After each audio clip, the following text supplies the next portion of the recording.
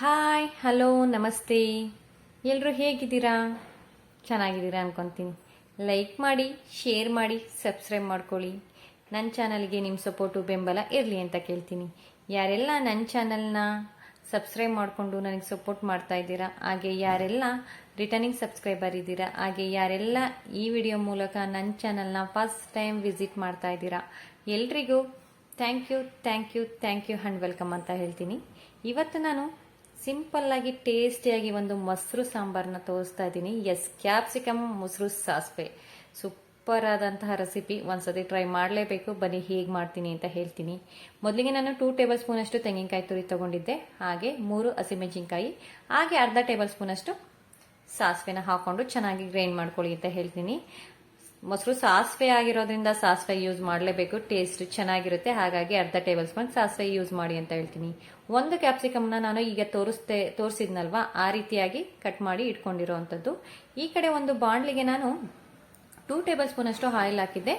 Oil ಬಿಸಿ ಆದಮೇಲೆ ಅರ್ಧ table spoon ಅಷ್ಟು ಜೀರಿಗೆ ಹಾಕಿದೆ, ಹಾಗೆ ಕರ್ಬೇವಿನ ಸೊಪ್ಪು ಕೂಡ ಹಾಕಿದ್ದೀನಿ. ಹಾಗೆ 2 ಒಣಮೆಣಸಿನಕಾಯಿನ ಹಾಗೆ ಕೈಯಲ್ಲಿ ರಫ್ ಆಗಿ ಮುರಿದು ಆ್ಯಡ್ ಮಾಡ್ಕೊಂಡಿದ್ದೀನಿ. ಈಗ ಒಂದು ಮೀಡಿಯಂ ಸೈಜ್ ಈರುಳ್ಳಿನ ನಾನು ಈ ರೀತಿಯಾಗಿ ಕಟ್ ಮಾಡ್ಕೊಂಡಿರೋವಂಥದ್ದು. ಕ್ಯಾಪ್ಸಿಕಮ್ನ ಯಾವ ಸೈಜಲ್ಲಿ ಕಟ್ ಮಾಡ್ಕೊಂಡಿದ್ದೆ, ಆನಿಯನ್ ಕೂಡ ನಾನು ಅದೇ ಸೈಜಲ್ಲಿ ಕಟ್ ಮಾಡ್ಕೊಂಡಿದ್ದೀನಿ. ಆನಿಯನ್ನ ಇಲ್ಲಿ ಚೆನ್ನಾಗಿ ಫ್ರೈ ಮಾಡ್ಕೊಳ್ಳಿ ಅಂತ ಹೇಳ್ತೀನಿ. ಆನಿಯನ್ ಕಲರ್ ಚೇಂಜ್ ಆಗಬೇಕು, ಅಲ್ಲಿವರೆಗೂ ಚೆನ್ನಾಗಿ ಫ್ರೈ ಮಾಡ್ಕೊಳ್ಳಿ. ಅದು ನೋಡಿ ಆನಿಯನ್ ಕಲರ್ ಚೇಂಜ್ ಆಗಿದೆ. ಈಗ ನಾನು ಮೊದಲೇ ಏನು ನಿಮಗೆ ಕ್ಯಾಪ್ಸಿಕಮ್ನ ಕಟ್ ಮಾಡಿ ಇಟ್ಕೊಂಡಿದ್ದು ತೋರಿಸಿದ್ದೆ, ಅದನ್ನ ಇಲ್ಲಿ ಆ್ಯಡ್ ಮಾಡ್ಕೊತಾ ಇದ್ದೀನಿ. ಕ್ಯಾಪ್ಸಿಕಮ್ನ ಹಾಕೊಂಡು ಕ್ಯಾಪ್ಸಿಕಮ್ನ ಚೆನ್ನಾಗಿ ಫ್ರೈ ಮಾಡ್ಕೊಳ್ಳಿ. ಫುಲ್ ಕುಕ್ ಆಗಬಾರ್ದು ಕ್ಯಾಪ್ಸಿಕಮ್, ಇಲ್ಲಿ ಕ್ರಂಚಿಯಾಗಿ ಸಿಗಬೇಕು, ಅಷ್ಟನ್ನ ಮಾತ್ರ ಫ್ರೈ ಮಾಡ್ಕೊಳ್ಳಿ ಅಂತ ಹೇಳ್ತೀನಿ. ಮೀಡಿಯಂ ಫ್ಲೇಮಲ್ಲಿ ಇಟ್ಕೊಂಡು ಫ್ರೈ ಮಾಡ್ಕೊಳ್ಳಿ, ಚೆನ್ನಾಗಿ ಫ್ರೈ ಆಗುತ್ತೆ ಅಂತ ಹೇಳ್ತೀನಿ. ತುಂಬಾ ಜನ ಇನ್ನೂ ಸಬ್ಸ್ಕ್ರೈಬ್ ಮಾಡ್ಕೊಂಡಲ್ಲೇ ನೋಡ್ತಾ ಇದ್ದೀರಾ, ಪ್ಲೀಸ್ ಸಬ್ಸ್ಕ್ರೈಬ್ ಮಾಡ್ಕೊಂಡು ಸಪೋರ್ಟ್ ಮಾಡಿ ಅಂತ ಹೇಳ್ತೀನಿ. ನೀವು ಸಬ್ಸ್ಕ್ರೈಬ್ ಮಾಡ್ಕೊಳ್ಳೋದ್ರಿಂದ ಖಂಡಿತವಾಗ್ಲೂ ನಿಮಗೆ ಯಾವುದೇ ರೀತಿಯಾದಂತಹ ಲಾಸ್ ಇಲ್ಲ. ಅದೇ ನೀವು ಸಬ್ಸ್ಕ್ರೈಬ್ ಮಾಡ್ಕೊಳ್ಳೋದ್ರಿಂದ ನಮಗೆ ಮೋಟಿವೇಶನ್ ಸಿಗುತ್ತೆ, ಹಾಗೆ ಇನ್ನೂ ಒಳ್ಳೊಳ್ಳೆ ರೀತಿಯಾಗಿ ಕಂಟೆಂಟ್ ಕೊಡಬೇಕು ಅನ್ಸುತ್ತೆ. ಹಾಗಾಗಿ ಪ್ಲೀಸ್ ಸಬ್ಸ್ಕ್ರೈಬ್ ಮಾಡಿಕೊಂಡು ಸಪೋರ್ಟ್ ಮಾಡಿ ಅಂತ ಕೇಳ್ತೀನಿ. ಹಾಗೆ ಈಗ ನಾನು ಒಂದೇ ಒಂದು ಚುಟ್ಕಿ ಅರಿಶಿನ ಹಾಕೊಂಡಿರೋಂಥದ್ದು, ಜಾಸ್ತಿ ಹಾಕಿಲ್ಲ, ಜಸ್ಟ್ ಒಂದೇ ಒಂದು ಚುಟ್ಕಿ ಅರಿಶಿನ ಹಾಕೊಂಡು ಇಲ್ಲಿ ಚೆನ್ನಾಗಿ ಫ್ರೈ ಮಾಡ್ಕೊತಾ ಇದ್ದೀನಿ. ಫುಲ್ ಕುಕ್ ಮಾಡ್ಕೊಬೇಡಿ, ಕ್ಯಾಪ್ಸಿಕಮ್ನ ಕ್ರಂಚಿಯಾಗಿ ಸಿಗಬೇಕು, ಅಲ್ಲಿವರೆಗೂ ಕುಕ್ ಮಾಡ್ಕೊಳ್ಳಿ ಸಾಕು ಅಂತ ಹೇಳ್ತೀನಿ.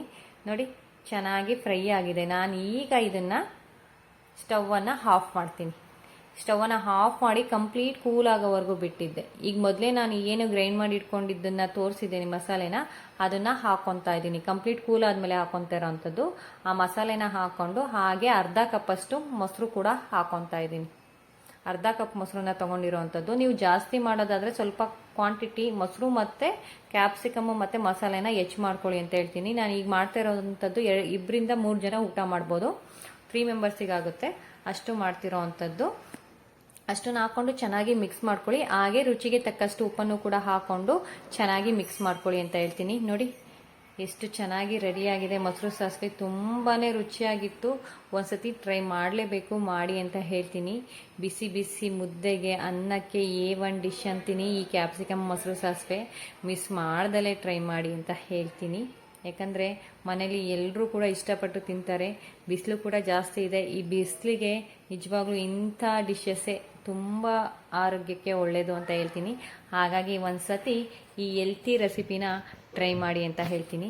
ಹಾಗೆ ಈ ರೆಸಿಪಿನ ಹೇಗನ್ನಿಸ್ತು ಅಂತ ಕಾಮೆಂಟ್ ಮಾಡಿ. ಈ ರೆಸಿಪಿನ ಒಮ್ಮೆ ಟ್ರೈ ಮಾಡಲೇಬೇಕು ಅಂತ ಮತ್ತೆ ಹೇಳ್ತಿದ್ದೀನಿ, ಟ್ರೈ ಮಾಡಿ. ಹಾಗೆ ನಾನು ಈ ವಿಡಿಯೋನ ಇಲ್ಲಿಗೆ ಎಂಡ್ ಮಾಡ್ತೀನಿ. ನಾನು ನನ್ನ ನೆಕ್ಸ್ಟ್ ವಿಡಿಯೋದಲ್ಲಿ ಸಿಗ್ತೀನಿ.